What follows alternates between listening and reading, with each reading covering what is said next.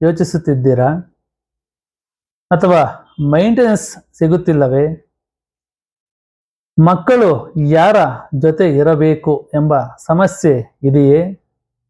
Domestic violence ಅಂದರೆ ಕುಟುಂಬ ಕಲಹದ ಬಗ್ಗೆ ಕಾನೂನು ಸಹಾಯ ಬೇಕೇ? ಅತ್ತೆ ಸೊಸೆ ಸಮಸ್ಯೆ ಕುಟುಂಬದ ನೆಮ್ಮದಿಯನ್ನು ಕಳೆದುಕೊಂಡಿದೆಯೇ?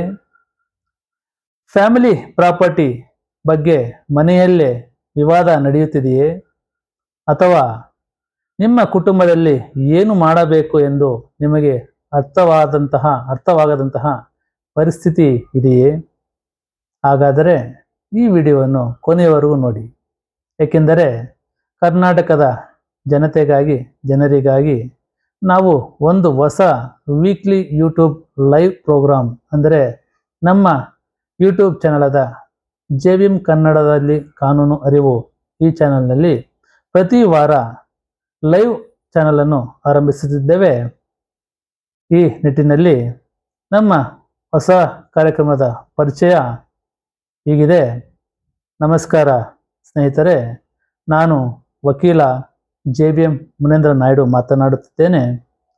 ಈ ವಿಚಾರದಲ್ಲಿ ಫ್ಯಾಮಿಲಿ ಕೌನ್ಸಿಲಿಂಗ್ ಅಂಡರ್ ಲಾ ಕಾನೂನಿನ ಅಡಿಯಲ್ಲಿ ಕುಟುಂಬಗಳ ಕಲಹಗಳ ಬಗ್ಗೆ ಸಲಹೆ ನೀಡುವ ಕಾರ್ಯಕ್ರಮ ಇದಾಗಿದ್ದು, ಈ ನಿಟ್ಟಿನಲ್ಲಿ ಕುಟುಂಬ ಉಳಿಸೋಣ, ಕಾನೂನು ತಿಳಿಯೋಣ, ಹಕ್ಕುಗಳನ್ನು ರಕ್ಷಿಸೋಣ, ಇದು ಮುಖ್ಯ ಕಾನೂನು ವಿಚಾರವಾಗಿದ್ದು ಕುಟುಂಬದ ಬಗ್ಗೆ ತಿಳಿಯುತ್ತಿರುವ ಒಂದು ಪ್ರಮುಖ ಕಾರ್ಯಕ್ರಮವಾಗಿದೆ. ಈ ಕಾರ್ಯಕ್ರಮವು ಕರ್ನಾಟಕದ ಜನರಿಗೆ ಕುಟುಂಬಕ್ಕೆ ಸಂಬಂಧಿಸಿದ ಕಾನೂನು ವಿಷಯಗಳ ಬಗ್ಗೆ ಸರಳ ಕನ್ನಡದಲ್ಲಿ ಕಾನೂನು ಅರಿವು ಮೂಡಿಸುವುದು ಮತ್ತು ಅದರಿಂದ ಅವರಿಗೆ ಸಲಹೆಗಳನ್ನು ನೀಡುವುದು ಈ ಕಾರ್ಯಕ್ರಮದ ಮುಖ್ಯ ಉದ್ದೇಶವಾಗಿದೆ ಮತ್ತು ಆ ಉದ್ದೇಶದಿಂದ ಈ ಕಾರ್ಯಕ್ರಮ ಆರಂಭವಾಗುತ್ತದೆ.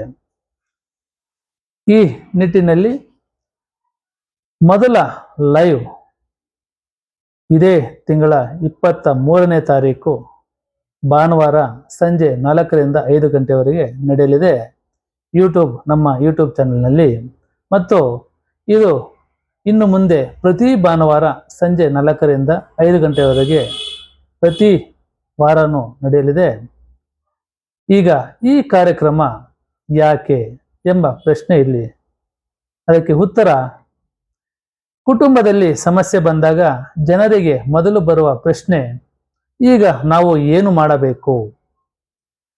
ಪೊಲೀಸ್ ಸ್ಟೇಷನ್ಗೆ ಹೋಗಬೇಕಾ? ಫ್ಯಾಮಿಲಿ ಕೋರ್ಟ್ಗೆ ಹೋಗಬೇಕಾ? ಅಥವಾ ಸಿವಿಲ್ ಕೋರ್ಟ್ಗೆ ಹೋಗಬೇಕಾ? ಅಥವಾ ಡೈವರ್ಸ್ ಕೇಳಬೇಕಾ? ಮೈಂಟೆನೆನ್ಸ್ ಕೇಳಬೇಕಾ? ಮೀಡಿಯೇಷನ್ ಮಧ್ಯಸ್ಥಿಕೆ ಮಾಡಬೇಕಾ? ಕೌನ್ಸಿಲಿಂಗ್ಗೆ ಹೋಗಬೇಕಾ? ಅಥವಾ ಮೊದಲು ಕುಟುಂಬದವರೊಂದಿಗೆ ಮಾತನಾಡಬೇಕಾ? ಈ ರೀತಿಯ ಹಲವಾರು ಪ್ರಶ್ನೆಗಳು ಒಮ್ಮೆಲೆ ಮೂಡುತ್ತವೆ. ಬಹಳ ಜನರಿಗೆ ತಮ್ಮ ಸಮಸ್ಯೆಗೆ ಸಂಬಂಧಿಸಿದ ಮೂಲಭೂತ ಕಾನೂನು ಮಾಹಿತಿ ಕೂಡ ಗೊತ್ತಿರೋದಿಲ್ಲ. ಅದಕ್ಕಾಗಿ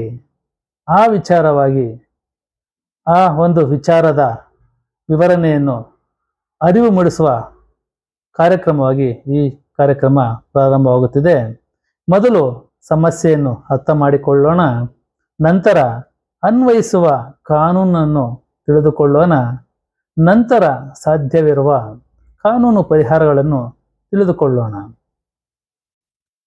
ಈ ನಿಟ್ಟಿನಲ್ಲಿ ಈ ಕಾರ್ಯಕ್ರಮದಲ್ಲಿ ನಾವು ಯಾವ ಸಮಸ್ಯೆಗಳ ಬಗ್ಗೆ ಮಾತನಾಡುತ್ತೇವೆ, ಇದು ಪ್ರಶ್ನೆ ಆಗಿದ್ದರೆ, ಈ ಕಾರ್ಯಕ್ರಮದಲ್ಲಿ ಕುಟುಂಬಕ್ಕೆ ಸಂಬಂಧಿಸಿದ ಹಲವಾರು ವಿಷಯಗಳನ್ನು ಚರ್ಚಿಸಲಿದ್ದೇವೆ. ಅದರಲ್ಲಿ ಮುಖ್ಯವಾಗಿ ವಿವಾಹದ ಸಮಸ್ಯೆಗಳು, ಮ್ಯಾರೇಜ್ ಪ್ರಾಬ್ಲಮ್ಸ್, ಮತ್ತೆ ವಿವಾಹದ ನಂತರ ಗಂಡ ಹೆಂಡತಿಯ ನಡುವೆ ಸಮಸ್ಯೆಗಳ ಬಗ್ಗೆ. ಇದೇ ರೀತಿಯಲ್ಲಿ ಡೈವರ್ಸ್ ವಿಚಾರ ಬಂದಾಗ ಡೈವರ್ಸ್, ಮ್ಯೂಚುವಲ್ ಕನ್ಸೆಂಟ್ ಡೈವರ್ಸ್ ಎಂದರೇನು, ಮತ್ತೆ ಕಂಟೆಸ್ಟೆಡ್ ಡೈವರ್ಸ್ ಎಂದರೇನು, ಮತ್ತೆ ಡೈವರ್ಸ್ ವಿಚ್ಛೇದನೆಗೆ ಸಂಬಂಧಿಸಿದ ಪ್ರಮುಖ ಕಾನೂನು ಅಂಶಗಳು ಯಾವುವು ಎಂಬುದರ ಬಗ್ಗೆ ವಿವರವಾಗಿ ತಿಳಿಯೋಣ. ಮತ್ತೆ ಇದೇ ವಿಚಾರದಲ್ಲಿ ಮೈಂಟೆನೆನ್ಸ್ ಬಗ್ಗೆ ತಿಳಿಯುವ ವಿಚಾರ ಏನೆಂದರೆ, ಹೆಂಡತಿಗೆ ಮೈಂಟೆನೆನ್ಸ್ ಯಾವಾಗ ಸಿಗಬಹುದು, ಮಕ್ಕಳ ಮೈಂಟೆನೆನ್ಸ್ ಬಗ್ಗೆ ಕಾನೂನು ಏನು ಹೇಳುತ್ತದೆ ಎಂಬ ಪ್ರಶ್ನೆಗಳಿಗೆ ಉತ್ತರ ತಿಳಿಯೋಣ. ಮತ್ತೆ ಇದೇ ರೀತಿಯಲ್ಲಿ ಚೈಲ್ಡ್ ಕಸ್ಟಡಿ, ಮಗುವಿನ ಕಸ್ಟಡಿ ಯಾರಿಗೆ, ತಂದೆ ಅಥವಾ ತಾಯಿಯ ಹಕ್ಕುಗಳು ಏನು, ಮತ್ತು ಮಗುವಿನ ವೆಲ್ಫೇರ್ ಅನ್ನು ಕೋರ್ಟ್ ಹೇಗೆ ಪರಿಗಣಿಸುತ್ತದೆ, ಈ ವಿಚಾರಗಳ ಬಗ್ಗೆ ವಿವರವಾಗಿ ತಿಳಿಯೋಣ. ಮತ್ತೆ ಡೊಮೆಸ್ಟಿಕ್ ವೈಲೆನ್ಸ್ ಬಗ್ಗೆ ಬಂದಾಗ, ಕೌಟುಂಬಿಕ ದೌರ್ಜನ್ಯದ ವಿಷಯ ಬಂದಾಗ, ದೈಹಿಕ ಹಿಂಸೆ ಮಾತ್ರವೇ ಡೊಮೆಸ್ಟಿಕ್ ವೈಲೆನ್ಸಾ, ಎಮೋಷನಲ್ ಅಬ್ಯೂಸ್ ಮಾಡುವುದರ ಬಗ್ಗೆ, ಮತ್ತೆ ವರ್ಬಲ್ ಅಬ್ಯೂಸ್, ಎಕನಾಮಿಕ್ ಅಬ್ಯೂಸ್, ಇವುಗಳ ಬಗ್ಗೆ ಕಾನೂನು ಏನು ಹೇಳುತ್ತದೆ, ಈ ವಿಚಾರಗಳ ಬಗ್ಗೆ ವಿವರವಾಗಿ ತಿಳಿಯೋಣ. ಮತ್ತೆ ಫ್ಯಾಮಿಲಿ ಕೌನ್ಸಿಲಿಂಗ್ ಮತ್ತು ಮಿಡಿಯೇಷನ್, ಈ ವಿಚಾರದ ಬಗ್ಗೆ ಹೇಳಬೇಕೆಂದರೆ, ಕುಟುಂಬದ ಸಮಸ್ಯೆಯನ್ನು ಕೌನ್ಸಿಲಿಂಗ್ ಮೂಲಕ ಪರಿಹರಿಸಬಹುದೇ, ಮಿಡಿಯೇಷನ್ ಎಂದರೇನು, ಸೆಟಲ್ಮೆಂಟ್ ಯಾವಾಗ ಸಾಧ್ಯ ಆಗುತ್ತದೆ, ಈ ವಿಚಾರಗಳ ಬಗ್ಗೆ ಕಾನೂನು ಕೌನ್ಸಿಲಿಂಗ್ ಮಾಡುವಾಗ, ಕಾನೂನು ಸಲಹೆಗಳನ್ನು ನೀಡುವಾಗ ಇವುಗಳ ವಿಚಾರಗಳ ಬಗ್ಗೆ, ಮಧ್ಯಸ್ಥಗಾರಿಕೆ ಬಗ್ಗೆ ವಿವರವಾಗಿ ತಿಳಿಯೋಣ. ಮತ್ತೆ ಈ ವಿಚಾರವಾಗಿ ಒಂದು ಉದಾಹರಣೆ ನಮಗೆ ಇಲ್ಲಿ ನೀಡಲು ಬಯಸುತ್ತೇನೆ. ಒಂದು ಕುಟುಂಬದ ಕಲ್ಪಿತ ಉದಾಹರಣೆ ಹೀಗಿದೆ. ಒಂದು ಉದಾಹರಣೆ ನೋಡೋಣ. ಒಬ್ಬ ಗಂಡ ಮತ್ತು ಹೆಂಡತಿ ವಿವಾಹವಾಗಿ ಹಲವು ವರ್ಷಗಳಾಗಿವೆ. ಪ್ರತಿ ದಿನ ಜಗಳ, ಮನೆಯವರ ಹಸ್ತಕ್ಷೇಪ, ಆರ್ಥಿಕ ಸಮಸ್ಯೆ, ಮಕ್ಕಳ ಬಗ್ಗೆ ಭಿನ್ನಾಭಿಪ್ರಾಯ, ಈ ರೀತಿಯಲ್ಲಿದ್ದಾಗ ಕೊನೆಗೆ ಇಬ್ಬರು ನಾವು ಡೈವರ್ಸ್ ತೆಗೆದುಕೊಳ್ಳೋಣ ಎಂದು ನಿರ್ಧರಿಸುತ್ತಾರೆ. ಆದರೆ ಅವರಿಗೆ ನಿಜವಾಗಿಯೂ ಡೈವರ್ಸ್ ಬೇಕೇ, ಈ ಪ್ರಶ್ನೆ ಅವರು ಕೇಳಿಕೊಳ್ಳುವುದಿಲ್ಲ ಮತ್ತು ಬೇರೆಯವರ ಮುಂದೆ ಹೇಳಿಕೊಳ್ಳಲು ಅವರಿಗೆ ಆಗೋದಿಲ್ಲ. ಈ ನಿಟ್ಟಿನಲ್ಲಿ ಅವರಿಗೆ ನಿಜವಾಗಿಯೂ ಡೈವರ್ಸ್ ಬೇಕೇ ಎಂಬ ವಿಚಾರವಾಗಿ ನಾವು ಇಲ್ಲಿ ವಿವರವಾಗಿ ತಿಳಿಯೋಣ. ಅಥವಾ ಸಮಸ್ಯೆ ಬೇರೆ ಯಾವುದೋ ಆಗಿರಬಹುದೇ, ಈ ವಿಚಾರ ಅಲ್ದಿರ ಈ ಸಮಸ್ಯೆ ಬೇರೆ ಆಗಿರಬಹುದೇ ಎಂಬ ದೃಷ್ಟಿಯಲ್ಲೂ ನೋಡಬಹುದು. ಅವರ ನಡುವೆ ಮಾತುಕತೆ ಸಾಧ್ಯವಿದೆಯೇ, ಈ ವಿಚಾರವಾಗಿ ನಾವು ವಿವರವಾಗಿ ಚರ್ಚೆ ಮಾಡೋಣ. ಮತ್ತೆ ಕೌನ್ಸಿಲಿಂಗ್ ಮೂಲಕ ಸಮಸ್ಯೆಯನ್ನು ಅರ್ಥ ಮಾಡಿಕೊಳ್ಳಬಹುದೇ, ಮತ್ತೆ ಮಿಡಿಯೇಷನ್ ಮೂಲಕ ಸೆಟಲ್ಮೆಂಟ್ ಸಾಧ್ಯವೇ, ಮತ್ತು ಮಕ್ಕಳ ಹಿತವನ್ನು ಹೇಗೆ ರಕ್ಷಿಸಬೇಕು, ಅಥವಾ ನಿಜವಾಗಿಯೂ ಕೋರ್ಟ್ ಇಂಟರ್ವೆನ್ಷನ್ ಅಗತ್ಯವಿದೆಯೇ, ಇದೇ ಪ್ರಶ್ನೆಗಳನ್ನು ನಾವು ಈ ಕಾರ್ಯಕ್ರಮದಲ್ಲಿ ಕಾನೂನು ದೃಷ್ಟಿಯಿಂದ ಚರ್ಚಿಸಲಿದ್ದೇವೆ. ಈ ನಿಟ್ಟಿನಲ್ಲಿ ಬಹಳ ಮುಖ್ಯ ವಿಷಯ ಏನೆಂದರೆ, ಈ ಕಾರ್ಯಕ್ರಮದ ಮೂಲ ಉದ್ದೇಶ ಕುಟುಂಬವನ್ನು ಉಳಿಸಬೇಕು ಎಂಬುದೇ ಮುಖ್ಯ ಉದ್ದೇಶವಾಗಿದ್ದು, ಕುಟುಂಬ ಉಳಿಸಬೇಕೆಂದರೆ ಅನ್ಯಾಯವನ್ನು ಸಹಿಸಿಕೊಳ್ಳಬೇಕು ಎಂದಲ್ಲ. ಅನ್ಯಾಯ ಆಗುತ್ತಿದ್ದರೆ ಕುಟುಂಬ ಉಳಿಸಬೇಕು ಎಂಬ ವಿಚಾರದಿಂದ ಅನ್ಯಾಯವನ್ನು ಸಹಿಸಬೇಕು ಎಂದಲ್ಲ. ಯಾರಾದರೂ ಹಿಂಸೆಗೆ ಒಳಗಾಗಿದ್ದರೆ, ಬೆದರಿಕೆ ಇದ್ದರೆ, ಗಂಭೀರ ಕಾನೂನು ಉಲ್ಲಂಘನೆ ಇದ್ದರೆ ಅದನ್ನು ನೇರವಾಗಿ ಅಥವಾ ಮೌನವಾಗಿ ಸಹಿಸಿಕೊಳ್ಳುವುದು ಪರಿಹಾರವಲ್ಲ. ಸುರಕ್ಷತೆ ಮುಖ್ಯ, ಕಾನೂನು ರಕ್ಷಣೆ ಮುಖ್ಯ, ನಿಮ್ಮ ಹಕ್ಕುಗಳನ್ನು ತಿಳಿದುಕೊಳ್ಳುವುದು ಮುಖ್ಯ. ಆದ್ದರಿಂದ ನಮ್ಮ ಈ ಕಾರ್ಯಕ್ರಮದ ಸಂದೇಶ ಸಾಧ್ಯವಿದ್ದಲ್ಲಿ ಸಮಾಧಾನ, ಅಗತ್ಯವಿದ್ದಲ್ಲಿ ಕಾನೂನು ರಕ್ಷಣೆ, ಎಲ್ಲ ಸಂದರ್ಭದಲ್ಲೂ ನ್ಯಾಯ. ಈ ನಿಟ್ಟಿನಲ್ಲಿ ನಿಮ್ಮ ಕುಟುಂಬದಲ್ಲಿ ಕಾನೂನು ಸಮಸ್ಯೆ ಇದೆಯೇ? ಹಾಗಾದರೆ ಈ ವಾರವೇ ನಿಮ್ಮ ಪ್ರಶ್ನೆಯನ್ನು ನಮ್ಮ ಯೂಟ್ಯೂಬ್ ವಿಡಿಯೋ ಕಮೆಂಟ್ ಸೆಕ್ಷನ್ನಲ್ಲಿ ಹಾಕಿ ನಿಮ್ಮ ಸಮಸ್ಯೆಯನ್ನು ಇಲ್ಲಿ ತಿಳಿಸಿ. ಆದರೆ ನಿಮ್ಮ ಸಮಸ್ಯೆಯ ಪ್ರಕಾರವನ್ನು ಸ್ಪಷ್ಟವಾಗಿ ಬರೆಯಿರಿ. ನಿಮ್ಮ ಸಮಸ್ಯೆ ಏನಿದೆ ಅಂತ ಸ್ಪಷ್ಟವಾಗಿ ಬರೆಯಿರಿ. ಉದಾಹರಣೆಗೆ, ಡೈವರ್ಸ್ ಪ್ರಾಬ್ಲಮ್ ಇದ್ದರೆ ನನಗೆ ಡೈವರ್ಸ್ಗೆ ಸಂಬಂಧಿಸಿದ ಮೂಲಭೂತ ಕಾನೂನು ಮಾಹಿತಿ ಬೇಕು ಎಂದು ತಿಳಿಸಿ. ನಿಮ್ಮ ಡೈವರ್ಸ್ ಯಾವ ಕಾರಣಕ್ಕೆ ಬೇಕೆಂಬುದರ ಬಗ್ಗೆ ಅಲ್ಲಿ ತಿಳಿಸಿ. ಅದೇ ರೀತಿ ನಿಮ್ಮ ಸಮಸ್ಯೆ ಮೈಂಟೆನೆನ್ಸ್ ಬಗ್ಗೆ ಆಗಿದ್ದರೆ ಮೈಂಟೆನೆನ್ಸ್ ಪಡೆಯಲು ಯಾವ ಕಾನೂನು ಮಾರ್ಗಗಳಿವೆ ಎಂಬುದರ ಬಗ್ಗೆ ಕೇಳಿ ಮತ್ತು ನಿಮಗೆ ಇರುವಂತಹ ಸಮಸ್ಯೆ ಏನು ಎಂಬುದರ ಬಗ್ಗೆ ಒಂದು ನಿರ್ದಿಷ್ಟವಾಗಿ ಸ್ಪಷ್ಟವಾಗಿ ತಿಳಿಸಿ.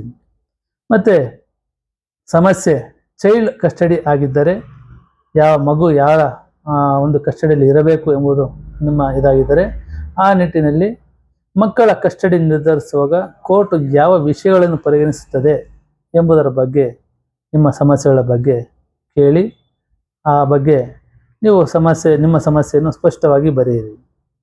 ಅದೇ ರೀತಿ ಡೊಮೆಸ್ಟಿಕ್ ವೈಲೆನ್ಸ್, ಕೌಟುಂಬಿಕ ದೌರ್ಜನ್ಯದ ಬಗ್ಗೆ ಆದರೆ ಡೊಮೆಸ್ಟಿಕ್ ವೈಲೆನ್ಸ್ ವಿರುದ್ಧ ಯಾವ ಕಾನೂನು ರಕ್ಷಣೆ ಇದೆ ಎಂಬ ಬಗ್ಗೆ ನೀವು ಪ್ರಶ್ನೆ ಕೇಳಬಹುದು. ಜೊತೆಗೆ ನಿಮ್ಮ ಸಮಸ್ಯೆ ಏನು ಎಂಬುದರ ಬಗ್ಗೆ ಸ್ಪಷ್ಟವಾಗಿ ಸಂಕ್ಷಿಪ್ತವಾಗಿ ಬರೆಯಿರಿ. ಅದೇ ರೀತಿ ನಿಮ್ಮ ಸಮಸ್ಯೆ ಫ್ಯಾಮಿಲಿ ಪ್ರಾಪರ್ಟಿಗೆ, ಕೌಟುಂಬಿಕ ಆಸ್ತಿಗೆ ಸಂಬಂಧಿಸಿದಂತೆ ಇದ್ದರೆ ಕುಟುಂಬದ ಆಸ್ತಿ ವಿವಾದಕ್ಕೆ ಯಾವ ಕಾನೂನು ಪರಿಹಾರವಿದೆ ಎಂಬುದರ ಬಗ್ಗೆ ನಿಮ್ಮ ಪ್ರಶ್ನೆ ಕೇಳಿ ಮತ್ತು ನಿಮ್ಮ ಸಮಸ್ಯೆ ಏನಿದೆ ಎಂಬುದರ ಬಗ್ಗೆ ಸಂಕ್ಷಿಪ್ತವಾಗಿ ಸ್ಪಷ್ಟವಾಗಿ ಬರೆಯಿರಿ. ಈ ರೀತಿಯಾಗಿ ಕಮೆಂಟ್ ಸೆಕ್ಷನಲ್ಲಿ ನಿಮ್ಮ ಪ್ರಶ್ನೆಗಳನ್ನು ನಿಮ್ಮ ಸಮಸ್ಯೆಗಳನ್ನು ಹೇಳಿಕೊಂಡಾಗ ಅದರ ಬಗ್ಗೆ ವಿಚಾರವಾಗಿ ನಾವು ಮುಂದಿನ ಕಮೆಂಟ್ಗಳ ವಿಚಾರದಲ್ಲಿ ಕಮೆಂಟ್ನಲ್ಲಿ ಈ 3 ವಿಷಯಗಳನ್ನು ನಾವು ಗಮನಿಸಿ ಅದಕ್ಕೆ ಉತ್ತರ ನೀಡಲು ಪ್ರಯತ್ನಿಸುತ್ತೇವೆ ಮತ್ತು ನಿಮ್ಮ ಸಲಹೆಗಳಿಗೆ ನಿಮಗೆ ಬೇಕಾದಂಥ ಸಲಹೆ ನೀಡಲು ಕಾನೂನಿನ ಅಡಿಯಲ್ಲಿ ಸಲಹೆ ನೀಡಲು ಮುಂದಾಗುತ್ತೇವೆ. ಈ ನಿಟ್ಟಿನಲ್ಲಿ ಕಮೆಂಟ್ ಯಾವ ರೀತಿ ಮಾಡಬೇಕು, ಏನನ್ನು ಮಾಡಬೇಕು ಎಂಬುದರ ಬಗ್ಗೆ ಇಲ್ಲಿ ತಿಳಿಯೋಣ. ಕಮೆಂಟ್ನಲ್ಲಿ ಈ 3 ವಿಷಯಗಳನ್ನು ಮಾತ್ರ ಬರೆಯಿರಿ. ಪ್ರಾಬ್ಲಮ್ ಟೈಪ್ ಅಂದರೆ ಸಮಸ್ಯೆ ಬಗ್ಗೆ, ಯಾವ ಸಮಸ್ಯೆಗೆ ನಿಮಗೆ ಸಲಹೆ ಬೇಕು ಎಂಬುದರ ಬಗ್ಗೆ ಬರೆಯಿರಿ. ಎರಡನೆಯದು, ನಿಮ್ಮ ಸಮಸ್ಯೆಯನ್ನು 2 ರಿಂದ 4 ಸಾಲುಗಳಲ್ಲಿ ಸಂಕ್ಷಿಪ್ತವಾಗಿ ಬರೆಯಿರಿ ಮತ್ತು ಸ್ಪಷ್ಟವಾಗಿ ಇರಲಿ. ಮತ್ತು ನಿಮ್ಮ ಪ್ರಶ್ನೆ, ನನಗೆ ಯಾವ ಕಾನೂನು ಮಾಹಿತಿ ಬೇಕು ಎಂಬುದನ್ನು ಸ್ಪಷ್ಟವಾಗಿ ಬರೆಯಿರಿ. ಮತ್ತು ಮುಂದುವರೆದು ಈ ವಿಚಾರದಲ್ಲಿ ನಿಮ್ಮ ಪ್ರೈವಸಿ ನಮಗೆ ಬಹಳ ಮುಖ್ಯವಾಗಿದೆ. ಆದ್ದರಿಂದ ದಯವಿಟ್ಟು ಕಮೆಂಟ್ನಲ್ಲಿ ನಿಮ್ಮ ಫೋನ್ ನಂಬರ್ ಹಾಕಬೇಡಿ ಮತ್ತು ಆಧಾರ್ ಅಥವಾ ಪಾನ್ ವಿವರಗಳನ್ನು ಹಾಕಬೇಡಿ ಮತ್ತು ನಿಮ್ಮ ಪೂರ್ಣ ಮನೆ ವಿಳಾಸ ಹಾಕಲೇಬೇಡಿ ಮತ್ತು ಬ್ಯಾಂಕ್ ಡೀಟೇಲ್ಸ್ ಹಾಕಬೇಡಿ ಮತ್ತು ಕಾನ್ಫಿಡೆನ್ಷಿಯಲ್ ಡಾಕ್ಯುಮೆಂಟ್ಸನ್ನು ಹಾಕಬೇಡಿ. ಇತರ ವ್ಯಕ್ತಿಗಳ ವೈಯಕ್ತಿಕ ಮಾಹಿತಿಯನ್ನು ಬಹಿರಂಗಪಡಿಸಬೇಡಿ.